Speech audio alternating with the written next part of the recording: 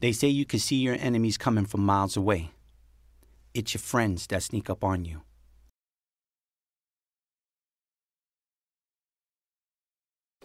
Welcome everyone. I am Miss Cookie the Queen of Kidz in the Kutt NYC.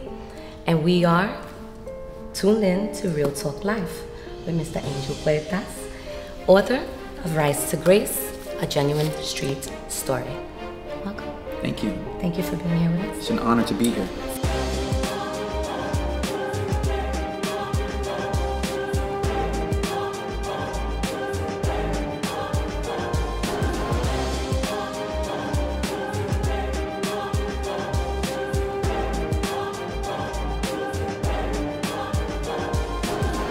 Honored to have you here. Thank you. What a story.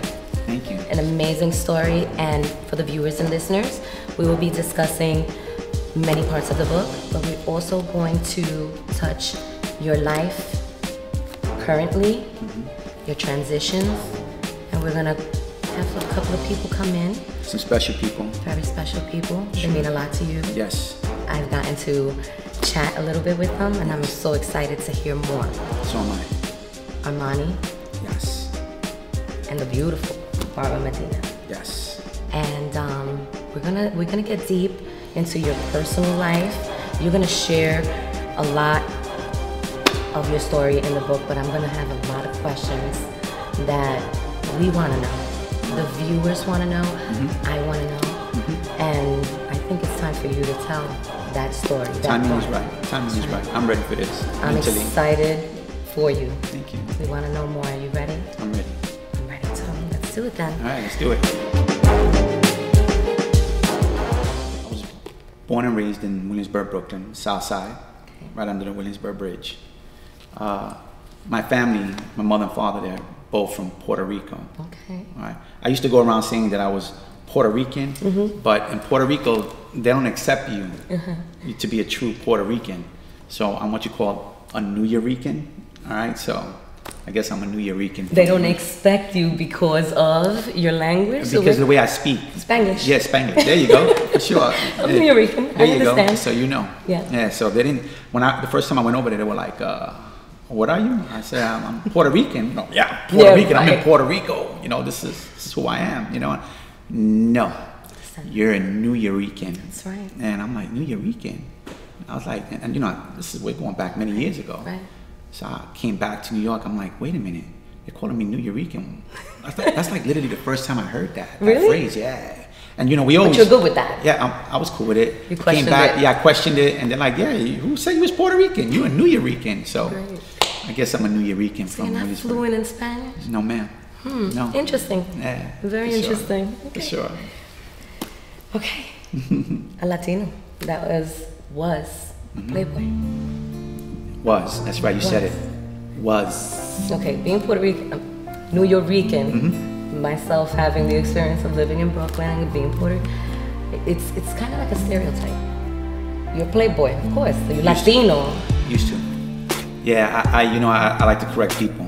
I walk down the block and people say, "What's up, Playboy?" Not Playboy anymore. But you were a Playboy angel. I was Playboy angel growing up in the hood. Right, and you was a big time dealer during that time. Yes. A Don. Oh, some you know might what? Say. You know, I'm glad you mentioned that. Okay. I was far from a Don. Yeah. Okay, I wasn't a Don. In the book, it clearly it says that the connection that I met, they wanted to turn me into a Don. That's right. All right, but before I can hit that status, I ended up getting shot, and because of me getting shot, I chose to walk away and never look back. Well, let's not give them all of that yet. Okay. But I like the way you said, you clarified that, Yes. not a Don. Now I was a small speck of sand in a very large beach, believe it or not. A small speck of sand, a very large beach, and you say that because? Because I get a lot of people that come up to me and say, yo, hey, I read the book and yo, you big. No, I was just a drug dealer holding it down in the hood. All right. You were just a drug dealer? I read the book. I well, mean, you know what? I can't wait to question everyone else. And I don't like saying question. Get to know their side. of Angel. But to say that you're just a joke. Nah. You were making money that minimum wage people don't make a year. Yeah, and I was making a lot of money. Me and my team, we were doing it. Doing moves, huge moves with big people, heavy hitters, and not only Brooklyn. All around. San Francisco, Lower East Side. We went to San Francisco. Yeah. You did your thing. Yes. And your team. My team. Oh, at one point, I had the craziest team riding with me. You know, I mean, it was intense.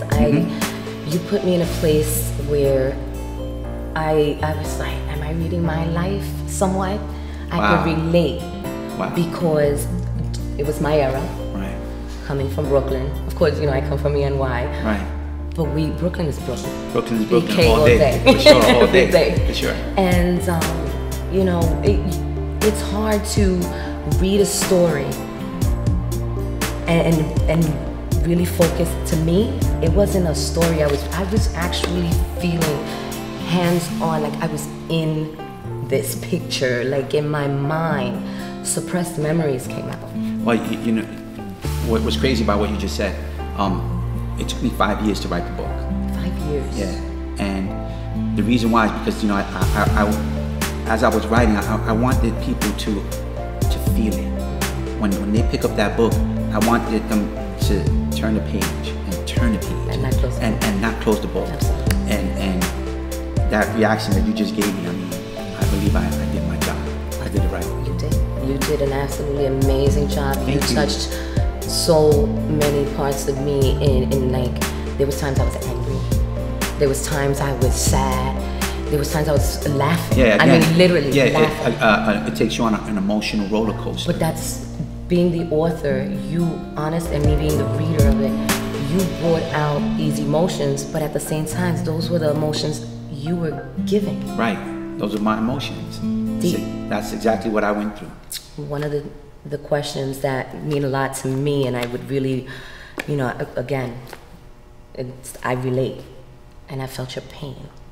In the book you describe how you felt when your dad passed away, your father. That's a touchy question. Very, very. And, you know, deep emotions you shared in your stories, because he was just in there. Like in every storyline, somehow your dad came out. Yes. Or was there. Yes. And I want to ask you, how can you best describe the feelings that you truly have and had about your father being absent in your life? How did it affect you? Every kid wants their father in their life. You know, and for me, him not being around, it was really, really hard. But he was around that time. Well, yeah, but he once in a while he would pop his head in. But it wasn't good. Nah, I wasn't. Can you share a little bit of that with us? Like I said, he would pop his head in once in a while and try to be a father. But how can you pop your head in like every 4 or 5 years and expect your son to respect you? Right. It doesn't work like that, you know. And you've been through so much already. Yeah. And he wasn't there. Did he know? Did he know what? The things that you were going through at such a young age while he wasn't there? Nah, he was caught up in his own, you know, situation, the drugs, prostitutes. My father was a pimp. My father... A playboy? Yeah, he was a playboy, yeah, but nothing like me. No, I'm just saying. Nah, I was far from a pimp. Right. All right, my father, he cared more about the drugs and the women and the booze than his own seed. And for me, you know, I hit an age where I couldn't be around that. I was smart enough to know that, you know, you're not a father. You know, you coming in and out of my life, come on, dude, even I know, you know. At such a young age, you had that. Right, I know. I'm getting more love from the streets than I am my own father. And that's basically the story for every kid growing up in the hood. They don't have no guidance in the house. And what happens? You go to the streets for it. Of course. And I ended up somebody ended up picking me up. Yeah, well. You know, but going back to my father he was a bad man. He was. He was a bad man. Yeah, he was physically and mentally abusive to my mother, my grandmother. Really? Okay, yeah, this was a man that, again, he came in and out of my life. And, you know, he thought that he had it like that, you know, by doing that. And one day I was like, it's not it. I handle my own business, you know, and we never clicked. I did try at one point, as you read. Well, you had good points. I mean, one of the things, the memories that you brought up, which I thought obviously was positive, was when you would say, you know, you were in the bathtub and you guys were there, and, you know, he grabbed you and you just felt him, you know, give you that love, and that was a positive and a wonderful memory. And he told you, Nene, you're special. You know, that's the one memory that I have of my father that I truly love, and I would always take that with me. And I'm glad. As you can see, I'm like literally tearing up on something like that, you know. For a long time, I went around saying that I hated my father. Young man. But now that I'm a man who understands life, I forgive my father for everything he's done. I truly forgive him. You know, I walked out of my father's life the day that he needed me the most.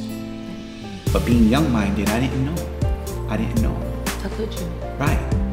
And I remember warning him about taking drugs, and, you know, I was tired of it. His wife always calling me to talk about, hey, you know, help me with him. And you were in the game already. I was already in the game, and like, I didn't want to deal with that. Right. You know, because of everything that I was subjected to, all the turmoil that he caused, you know, I didn't want to be a part of that. So every time I had to go see him, I was angry with him. So the last couple of times I had warned him, if I come here and you're drunk or you're high or whatever, I'm out. So he knew you knew about his addiction, his disease. Yes. It's okay. Yeah, you see, the thing is, I didn't know it was a disease. You didn't? Nah, I just looked at him. Right. I looked at him like a junkie. The way I was selling the drugs to all those junkies in the street. That's the way we came from the street, and being in the game, that's what we grew up, you know, seeing. Those are junkies. Those are, you know, quote unquote crackheads or junkies. Right, dope heads, whatever. Right. And my father, the last time that I saw my father alive, his wife called me up and she said, this one is bad. I need you to come. Help me with him, please. Who else am I gonna go to? So I was so angry, you know, and I remember jumping in the car, being very upset about that. And when I got there, he was a mess. He was literally throwing up, all right, talking to me like a junkie. So I remember looking at him saying, you know what? Oh, it was so hard because I told him, I said, you know what, I'm done with you. At that moment? At that moment right there, I said, you know what, I'm out. Right. And this man is throwing up, all right? What I didn't know was that he was throwing up his liver, right? He was dying in front of me. At that moment, it caught up to him. He was throwing up his liver. I'm just thinking he's throwing up because of the drugs, right? And because you're in the game, that's what you... Right, and the last thing I said to him was, I'm done with you. Don't call me. I don't want nothing to do with you. And I remember walking away from my father, right? And I remember him coming behind me and screaming. They called me Nene. My father gave me that name, Nene. He did. Yes, and he says, Nene, don't go, please. Don't go. Stay here. I'm gonna change. But me, because young-minded, dumb, I said, you know what, I'm gonna keep walking. I jump in my car and I leave. I get a phone call from my wife saying that they're rushing my father to the hospital. And even then, I was still upset. I was angry because I had to deal with it. Also. Oh, forget about it, forget this. I get to the hospital, and as soon as I get to the hospital, they're putting a blanket over my father. So, it crushed me. It crushed me, but it didn't crush me at that moment. It didn't, because at that moment I still didn't care. I didn't care. So even when you're seeing them put the blanket over him, and you obviously know he's gone. Yeah, I didn't care. In the funeral, I cried, but I I wasn't crying because I cared about him. I cried because I was pissed off because now I had to take care of his other brothers, my other brothers, you know, and, you know, kids that he left behind, which was sad. But now as time went by and I became a man who understands life, okay, I live with that pain every day. You do. I live with the pain of walking out on my father, and in all reality, I should have been there for him. But the beautiful thing about this interview is that I can let go. I can let go. And wherever you're at right now, Dad, sorry. Angel, God bless you for that. He's here. I believe he's been with you the whole time. And that, to me, I feel that we need to share with the viewers, with the listeners, with your beautiful family and friends that are here, and myself. I feel that now is the time for you to let that out. For sure. And I'm sure he's very proud of you. So with that, I'll ask you if you can tell him anything else. Right now, if you had the opportunity to tell him anything and you do, this is your time. Well, What do you want to tell Dad? every night I pray to God, asking God to please let me dream about my father. To give me the opportunity to say, hey God, thank you. And at the same time say, Dad, I'm sorry. I'm sorry for walking out. But it never happens. So Say it now. Just say it now. If it just he's here. Say it. Talk to your dad. he knows. He knows. You ready to let it go? Yeah, for sure. I'm letting it go right now. There's no camera out there that's ever caught me crying. Never. I'm crying right now because you touched on something that means so much to me, you know. But I know my Father's in heaven right now because before he died, he gave himself to the Lord, which is a blessing, Okay. you know. And I know that right now he's looking down at me, and he is very proud of me, what I've done. And that's why I go to his burial every year, and I read a chapter of my book to him. Yeah, That's awesome. yeah, That's letting him very- know that, yo, your son, I did it, Dad. You know, I did it. So So it meant a lot to you to be Oh. able to say that. absolutely, absolutely, absolutely. How long has it been since Dad passed? It's going on, wow, 14 years. 14 years. No, I'm So sorry. much Let's backtrack. It's going like on 22 years. 22 years, yeah. Well, God bless you. God Thank bless you. him. And I'm glad that I was able to share this moment with you. Thank you. And your family. I'm proud of you. Thank you. I'm proud to know you, and let me tell you, it's an amazing thing, and I feel him. And I strongly believe in that. He's here. Thank you. Okay, thank you. Thank you. All right, Angel, we're gonna get into this question now. Do you consider yourself a religious man? And if so, what are your beliefs? I'm very religious. God Almighty, bottom line. Amen. You know, he saved me. How could I not believe in the Lord after my out-of-body experience? After being shot, you know, twice, and begging God for a second chance, and he gave it to me.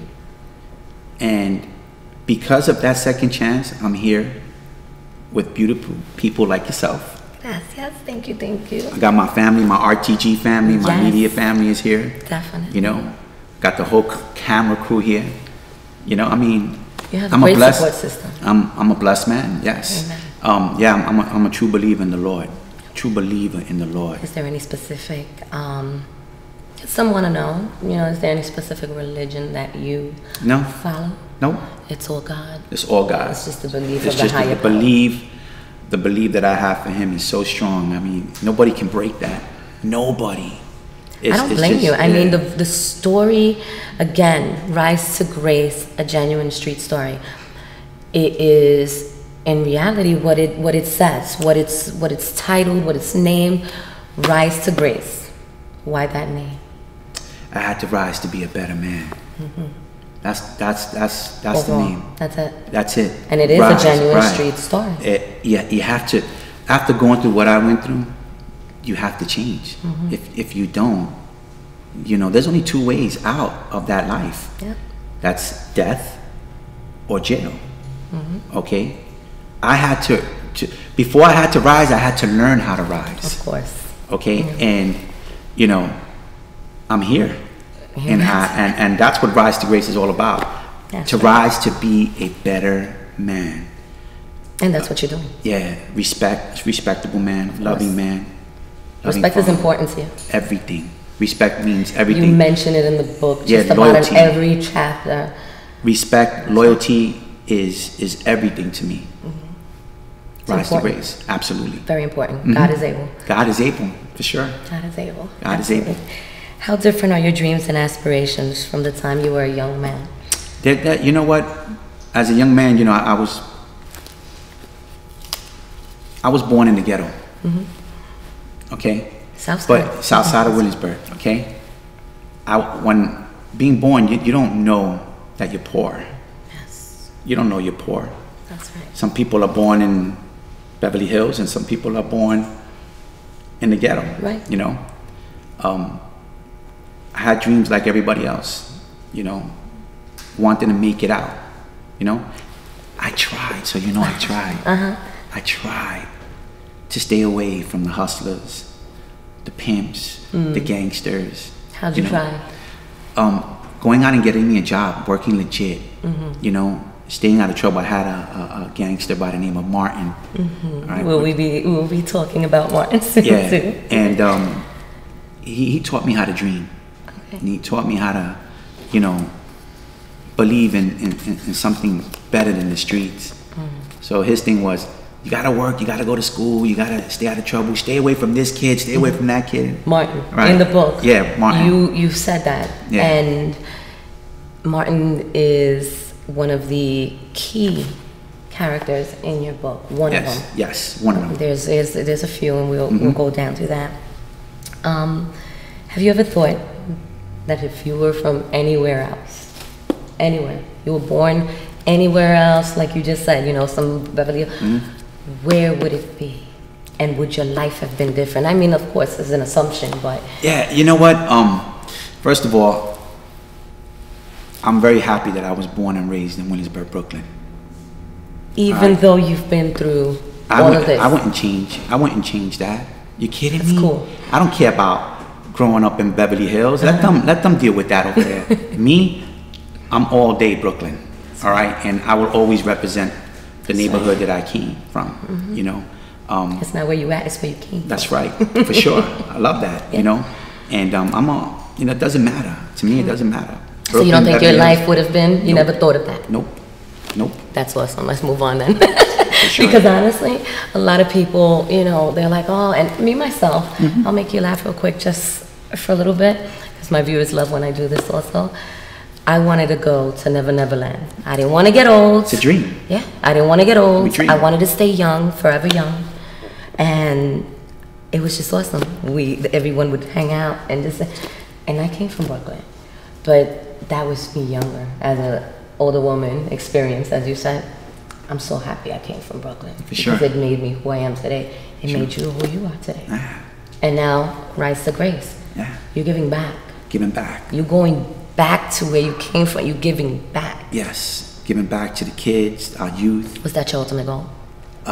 You know what? When I wrote the book, yes. Okay. Bottom line, it was about saving kids. Because for a long time, after you know, I got shot and I lost everything, I didn't know my purpose. I didn't know, you know, what plan the Lord had for me. Right. I didn't know. Right. And then one day, it just, you know, I ended up writing an article, and I ended up giving it to the baddest kid in the neighborhood. I mean, this kid was bad. And you know what? Let me rephrase that. There are no bad kids. They're just misguided kids. Okay. Okay? And yeah, I don't like to say that there's bad kids. No, but I understand. Yeah, but you understand, right? And I remember, you know, just putting this article in his hands, and the reaction that he gave me, it was like a bolt of lightning went right through my body, and I felt like I was being touched by God. Because for many years, I was always asking the Lord for that guidance. You know, I used to hear it everywhere. People used to say, Angel, you know what? God's got you here for a reason. Right. you know, you get shot up and you die. Yeah, He's you got said a that plan, right? He's got a plan for you. I used to say, what's the plan? I mean, come on, I scratch my head like, you know, when is it gonna happen? Yeah, when is it gonna happen, right? Of course. And it took many, many years for that day to come. But when it came, I was like, wow, okay, I know. It was worth it. Oh my God. It was like that reaction. I literally looked up in the sky and I said, I now know what you want me to do. You want me to share my story, okay, and save as many kids as I can. I said, you got it. I'm running with this. Yeah. And it took me 5 years to write the book. Really 4, but my lawyer had to cross the T's and dot the I's. Okay? And now we're here. And it wasn't about money. Right. It was never about money. Right. Never. Different wealth. Right. All right. The wealth, that came from the heart. That's right. And, you know, I get a joy out of talking to kids and sitting them down and just their reaction to me it means more to me than anything. Of course. Yeah.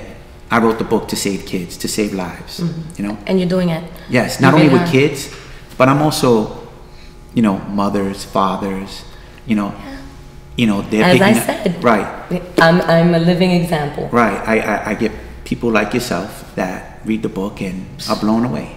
Yeah. And because they see, they know. Absolutely. They came from the hood, they came from the ghetto, and you know they can relate with that. Right, absolutely. So that's the Save the Youth program. Yes, Save the Youth. I love that. Yes. I'm all for that. You know, I once again raised in the street by myself. Right. You know, that's another story, but right. I relate. And when I saw what you were doing and the whole Rise to Grace family with the Save the Youth program, I commend you. Oh, thank you. We need more of that. Well, you know what? I have an amazing team. Yes, you do. All right, and which I want to take this moment to say, Yvonne Burgos, Evelyn Quilez, Anna Vera, my diamond, my wife. You know, that's my support. Amazing, beautiful. Yeah. Love Yes, you. for sure. You know, they do it not for money, but because of the message and the belief.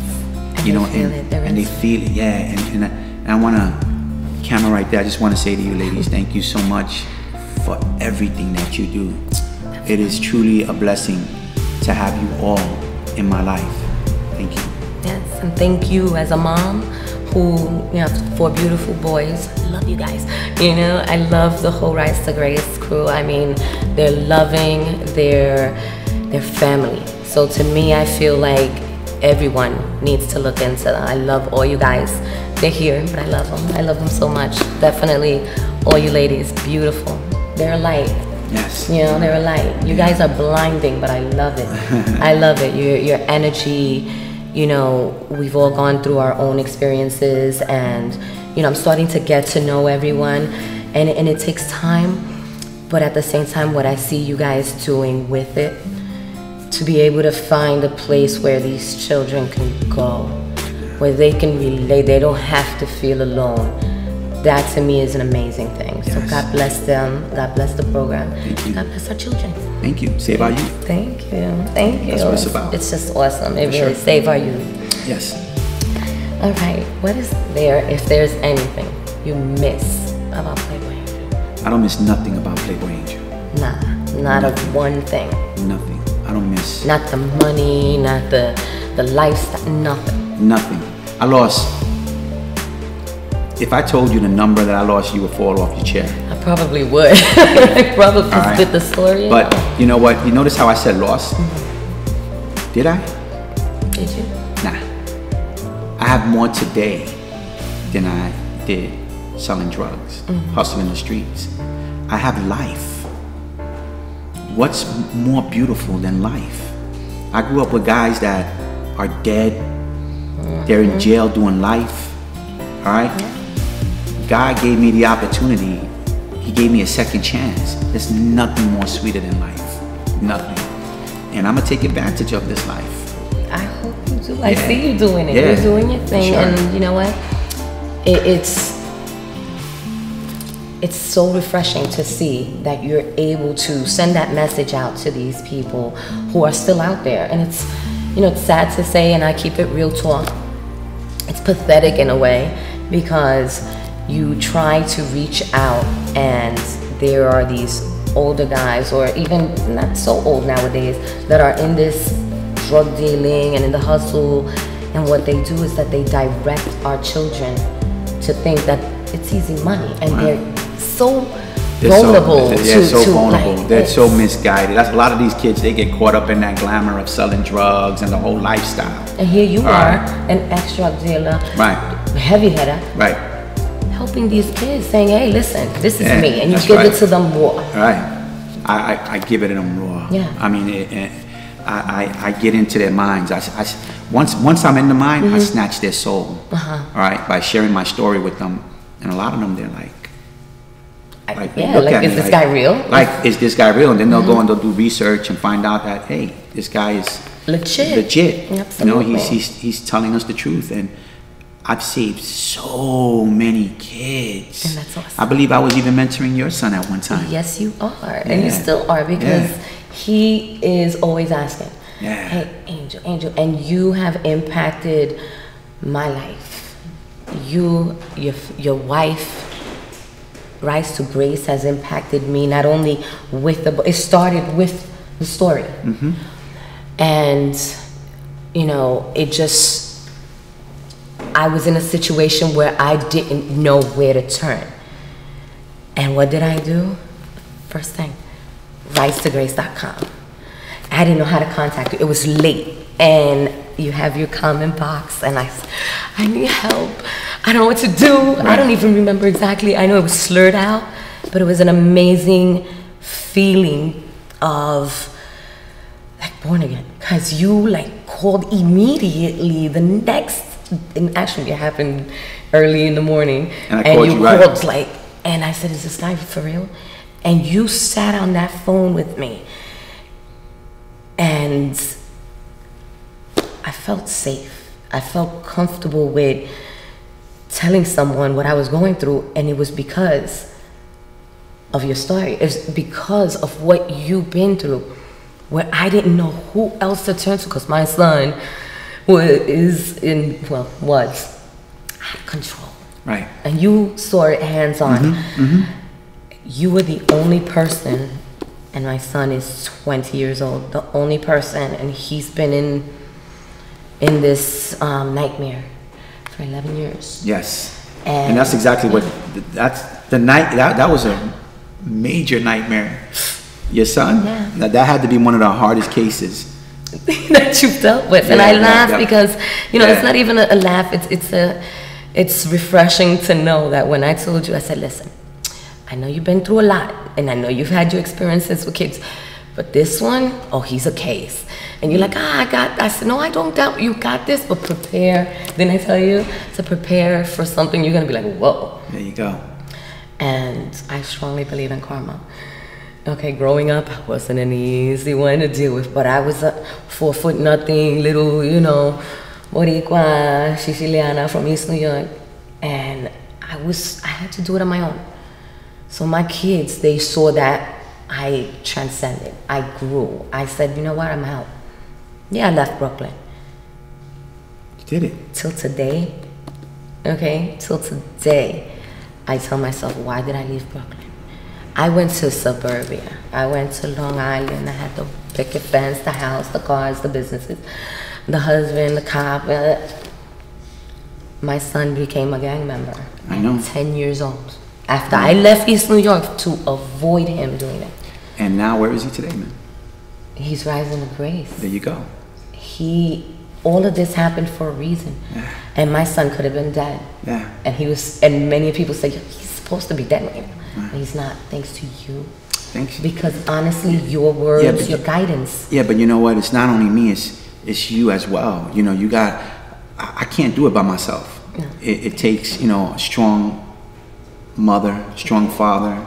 You know, a lot of parents give up on their kids. Yeah. You chose not to give up on your kids. And you saw the hands on. Yes. It was Angel, you know, Lupe, I know Yvonne, everybody. Right. I mean, and you guys were all I mean, anyone out there, and I have to the camera, anyone out there that's going through any situation that you feel you cannot grasp, you cannot put your psyche around, you feel lost, Rise to Grace, risetograce.com. Sure. Pick up the book, look for more that's coming. So much more coming, definitely. But again, we must continue. Yes. I'm going to mention some names out of the book. Okay. I want you to tell us where are they now. Okay? Rick. Don't know.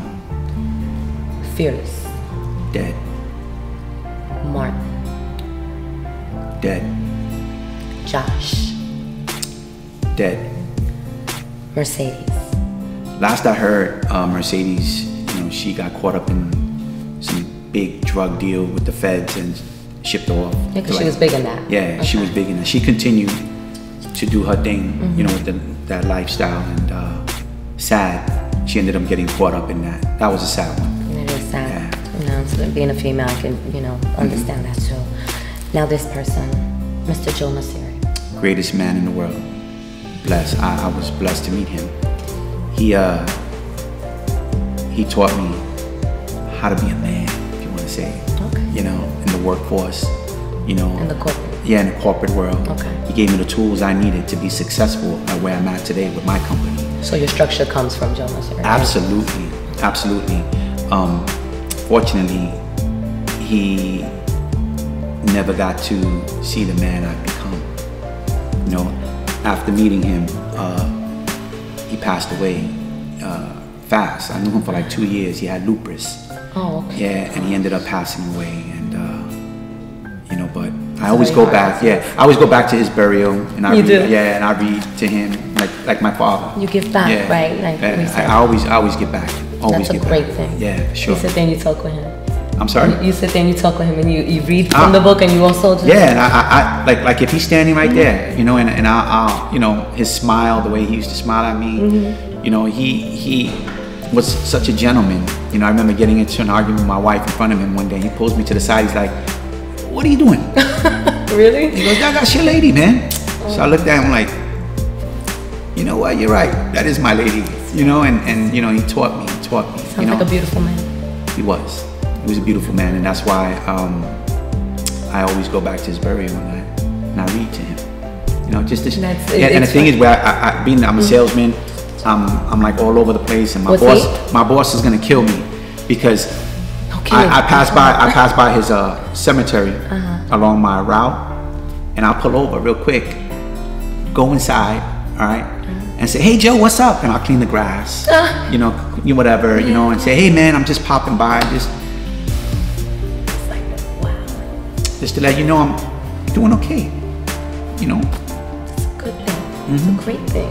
It's what, one of the things we're going to focus on with bringing on Barbara and Armando, the transition. Yes. Brooklyn. In Brooklyn, or in many places, but in the streets, we pour out for our lost homies. The liquor. That's right. Right. It's transcending. It really is the transition. Well, there's still people that do it, but I believe that what you're doing by going over there and saying, "Look, here I am."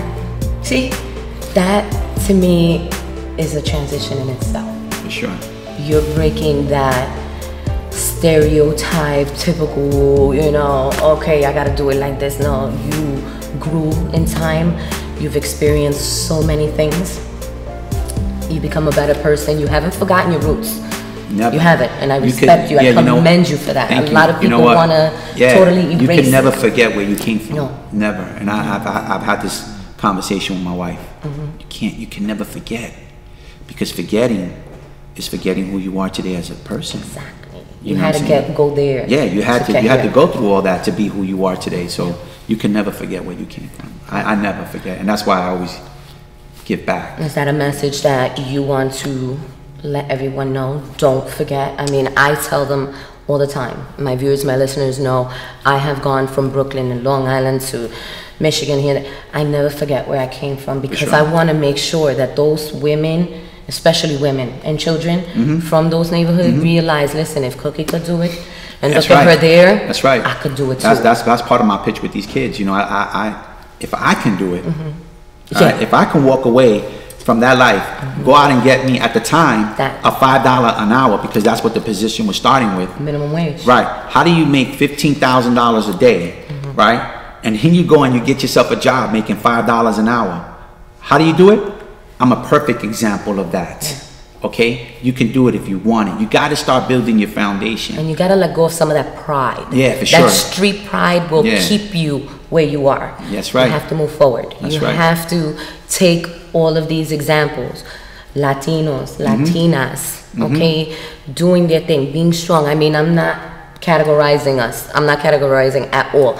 But the fact of the matter is, we can do it. Yes. It doesn't matter how you look. You can wake up. You can feel good about yourself. Here's an example, an amazing example. Thank you. And thank you for letting me share this with you and my son. Oh, of course. All right, and I really appreciate it. I really want us to take a break. Yes. Come back. Yes, when we come back. Beautiful Barbara Medina. My man Amandi. Yeah, and we're gonna sit down and talk about this Brooklyn transition. Yes. Southside, Williamsburg. For sure. I'm Miss Cookie. All day, every day. Mr. Angel Huertas. Rise to Grace. We'll be right back. Rise to grace. Welcome back, everyone. Once again, I'm Miss Cookie the Queen, and we are here with Angel Huertas, and we just added on to the panel the beautiful Barbara Medina and Armando, childhood friends and adult friends still. Yeah, well, there you go. They still together. Still together. Yeah, so we're gonna put you now on the hot seat more. Yeah, Barbara and Armando. I'm gonna ask you a couple questions. Not get crazy, Barbara. It's like, We're gonna talk about Brooklyn. All day. The transition. You all are from Southside? Yes. Born and raised. Born and raised. Wow, we got Brooklyn in the house heavy today. Love it. You know, obviously you guys are here because you're special to Angel. So if you're special to Angel, you're special to me. I want to know if you guys could elaborate before we get into the whole transition. What do you guys think about this guy? Like, what does he mean to you? He's all right. He's okay. He's just all right. You know, he's all right. That's a friend that I'm proud to call a friend. Thank you. You know, I know a lot of acquaintances, but Angel, it's been years and years. And actually, when he did the book, he actually reached out to me because I was one of the people that he said that he never had any problems with or anything. When we saw each other, it was always love. You know what I mean? And he actually reached out to me so I can be part of this whole movement of his, and I'm proud to be part of it. Amazing. Thank you. Thank you very much, man. You feel good about that? That's my man all day. I just want to say, he put my name in the book. Yeah. That was the next question. Are you in here? He put my name in the book, but I used his name.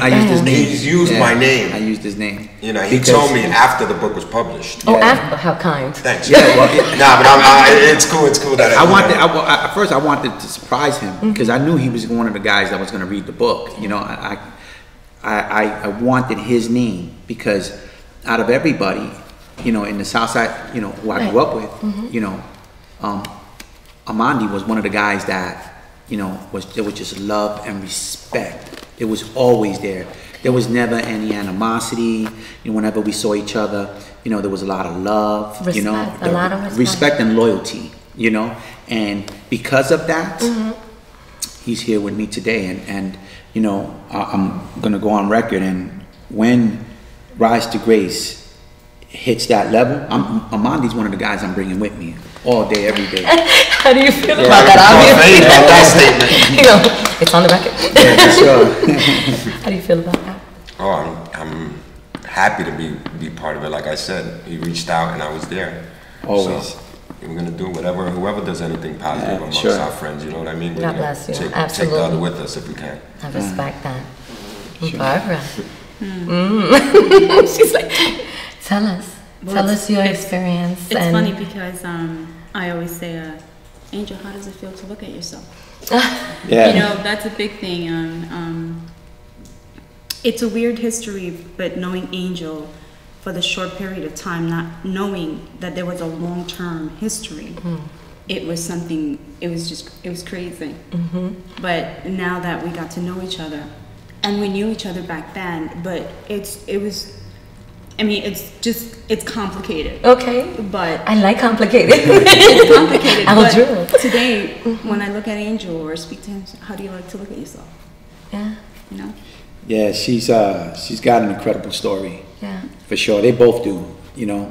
But Barbara Medina has come a long way Yes, she as well. has. And if it wasn't because of her transition, you know, she wouldn't be here. That's right. All right. And But we're gonna because- reflect on that soon. Yeah, but because of, you know, the love and respect that I have for these two, you know, I chose to pull them into this. And then we could talk a little bit about the neighborhood. And who Yes. better than to talk about the neighborhood than the people that actually came from that neighborhood, who was born and raised in that neighborhood. Right. And these two are, And have grown. oh, absolutely. You guys have grown, and yes, the word today is transition, because honestly, you have.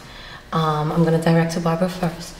You have, I read briefly your bio, you come from Southside, you come from Brooklyn, Williamsburg, from such an amazing story you guys are part of.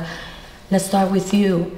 You are doing so much for the community, and you have done so much for the community. How do you feel Brooklyn is today, Southside especially, is today compared to the 80s when you were living those times? Wow, I come from Williamsburg from the 70s, actually. Oh, I'm not okay. even telling my age. God bless you. The transition is amazing in the way you look at it, but going a little bit back then and giving to the community today, not just that community, but a lot of other communities that our people can relate to the hardship our family's gone through, right. and where we come from, who we are. Moving forward to the transition that's in Williamsburg, like I can't believe, like, supposing if I look at a corner and saw Second and Havermeyer, and you look at it today, it's just totally different. Can you draw a picture? Absolutely, and I'll just give you a scenario, and it's something that we touched on before. I went back to the South Side just a couple of days ago, and I don't know if I texted you. Did I text you? Because I think CC'd a you lot did. of people. And I was sitting down looking what was around me, and I was like, I remember walking past Havermeyer and South 3rd and South 2nd, where remember Dr. Rose? Remember that? Dr. Rose The one steps there? up the steps. Yeah, The steps, right. It's like if you lived there Right. back then, you know what we're Right. talking about. Now there's a building there, but that used to be a yard, an abandoned building that had a yard with burned cars and everything. That was our playground. Yeah. Mattress, Growing up. old mattress on the Needles ground. on the or floor, needles. crack bottles That on the was, floor. Like, I don't know if you. I mean, I compare it to like when we grew up. It was such a bad neighborhood, but we lived in it like, let's say the people in Lebanon and stuff. When you see that in the news, where you see, you know, kids walking going to school and a bomb burnt, you go, and they're not even running scared. They feel common. safe. Yeah, they feel that's just commonplace. That's what it was. So you grew up not thinking anything different from that. Right. That's all you knew. So I knew there was danger around me all the time in that neighborhood, but I felt safe in that neighborhood. Because that's I what you felt knew, safe walking and that's out. what you say in Right. the book as well. It's Right. something you're used to. It's common to you. Not to have that, it's different. You know. So growing up there and then looking around you when I was there, and I just started texting, and I was saying it's amazing the transition and the gentrification that's Yes, a lot of there. Right, justification. and I'm looking around and I'm saying, wow, it's amazing how now the gentrification process happened, kicked in, took place. Never mind that it's happening, it Right. happened. It happened. It happened. You have 65% of the Latinos that are no longer there, maybe even higher. Yeah. But the ones that stood there, and I started looking around, and I remember the old faces, and I'm saying, wow, I remember sitting in that stoop. It's amazing how I saw a couple of people, you know, in my little bit of my history, that now that they look like they're recovered addicts, and I look at them, and I'm saying to myself, it's amazing how, I think you read that, and I said, those who stood behind lost themselves and never lost had the themselves. opportunity to move forward Right. and take advantage of the process and the gentrification, the different atmosphere, the great things that came into the neighborhood. A lot of now. growth. A lot of, definitely, Absolutely. a lot of, and wealth that came into the Okay. neighborhood, opposing to the way when we grew up, Right. the wealth that we had was the drug dealing. Exactly. Right. That was the wealth. We were the high-end hitters, you know, so it's different today, you know, but the transition is amazing. Yeah, Isn't it transition amazing is how amazing. now when you go back, we look, and you said it, Armando, it was something that we were used to. And you go back now and you don't see it as we did when we were younger. Oh, we got to grow up. We want to be like him, have those cars and have that money. Being a drug dealer was the thing to be when we got older. And we didn't need to be that old. And look at, disrespect, disrespect the elders, because, there was respect for those certain elders. But you go back now and you they'll look at you like drug dealer. Right. Because, you see, but back then we didn't see that. Did you guys feel that way when you went back? Did you feel like, wow, look at the transition to the point where if they were to see a drug dealer now in your neighborhood, he would be the one people would look at like, what's up with that? What are you doing here? What is this? What's up with that? One of the things that I look back on, and I was listening to Angel talk about his father, that in the book, many people can relate to our parents. Yes. And I think that at the beginning of the book, expressing how he felt, that was the first thing growing up, was the image of our parents, the needs of our parents, the hardship that they had. That's right. And the resources that we have today that they didn't have back then. Exactly. And I remember when I would go downstairs and I would play in the stew, my mother would be like, Barbara! So I already know. But I had that connection with my mom, opposing for when my dad would come by and honk the horn. I was like, hi, Papi Joe. So I would come down and I would see, when I'm listening to Angel talk about that, and, I'm not Barbara. One day we having problems with your name. It's a good thing. He hit such a big nerve because there was no guidance back then for us. We didn't have that. None. And our parents were ignorant as well. And I'm sorry, but it was the truth. Yeah, we had like 60, as many as left. It was as many that didn't give us those guidance. So growing up in the streets, and here we are, you look back and you're like, wow, our parents really didn't have anything. Right. And before I used to be angry, but now I'm not angry because I understand. My mother didn't have it. She didn't know. Right. My mother was a wonderful woman. She passed away, but I have to tell you, before I was like, oh, she's such a chicken head. But I didn't understand. Right. How could you understand being young? But my father to me was everything. Yeah. You daddy's little girl? Something like that. I love it. But that's the things, and I see kids today, and I said, wow, it's just so amazing. So from the lifestyle you guys lived in the 80s in Southside Williamsburg to today, is there any memory that really stand out? Any special thing you guys did that represents that where you come from? Do you understand? If you could go back, you say playing in the lot with the needles, or this. We used to grow up. We used to go to Rockaway. Ride Playland was in Brooklyn. It was in upstate. We had Far Rockaway Beach. We had our moments. You guys have anything that you guys? Oh, I'll start off with me. I remember just playing Skelly a lot. Skelly. Yeah, I remember taking a piece of chalk and writing the board down and just getting. I believe I played Skelly with you one time on South First. I got you on Skelly. You stole me like 50 cents. Yeah, you owe me. What are you talking about? Yeah, I remember playing a couple of games with Armani. Yeah, for sure. But that's one of the things that we did for fun. We didn't have no parks. There were no parks. Yeah, hopscotch. What's that? Hopscotch and butter? What is it? Hot piece and butter. Wow, we going way past. Coco Ringo, forget it. Red light, green light, 1, 2, 3. Pony. Dr. Goose. Yeah. So these are things that we did for fun. You taking me there? You see now you got me. Yeah. Again, there was no parks. There was no parks. Our parks was the abandoned buildings, like I wrote in my book. We used to play manhunt in these abandoned buildings. In the cars. And the cars, right? Playing the cars, right? And always in these abandoned lots, without a doubt, there was always crack bottles and needles and everything. But that was what we did for fun, was playing in the dirt mountains, abandoned buildings. That was fun. Definitely. There were some buildings that I remember growing up, my childhood, and I'll go on the other side, South Fork, there were some buildings that were there. I would run up the stairs, down the stairs, and there would be people thrown on the floor. Yeah. To me, Right. they were junkies, but to me, they were just people sitting down. Right. And I didn't understand. And then I would just run back down. My mother was, mira, sal de ahí. And I was like, well, no, I'm just playing hide and seek with the guys, or try to catch me if you can. And these are the things that This we is saw amazing. growing up. Looking at you guys, yeah. I guess because I can relate being from Brooklyn, a different side of Brooklyn.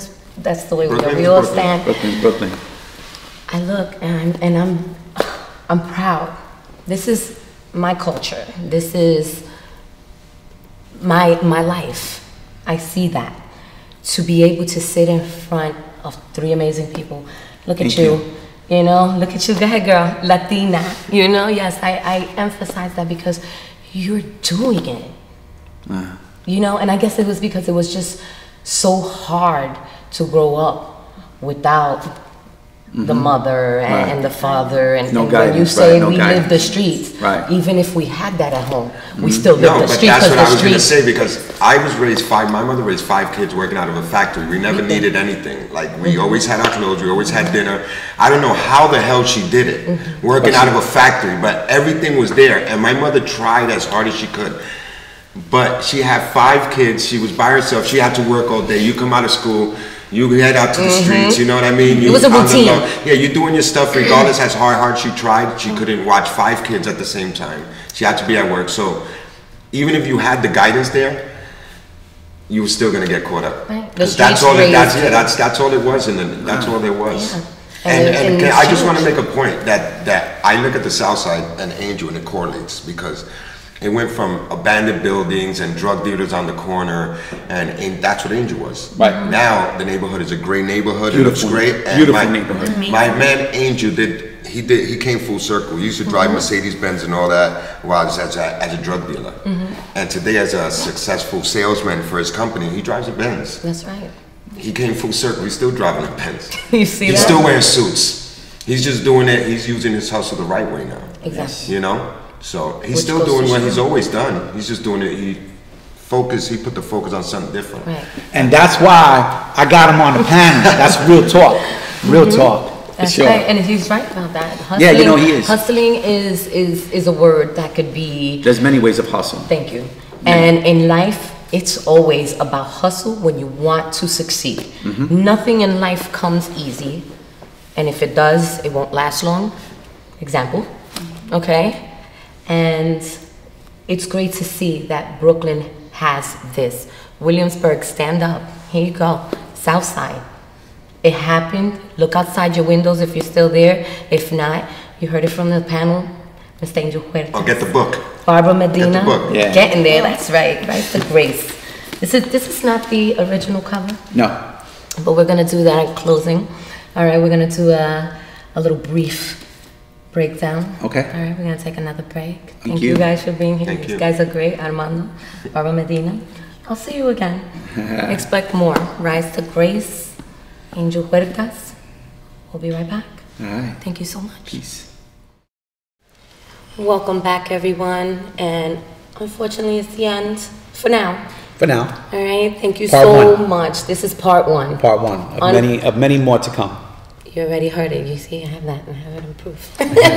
Thank you so much, guys. Really, all of you. This is a beautiful RTG family. Rise to Grace. Yes. Angel, thank you so much. It was Honestly, pleasure was mine. You It kidding was me? an honor, and thank you for sharing your story, both in the book Rise to Grace, the genuine street story. Make sure you guys get that. Where can they get it?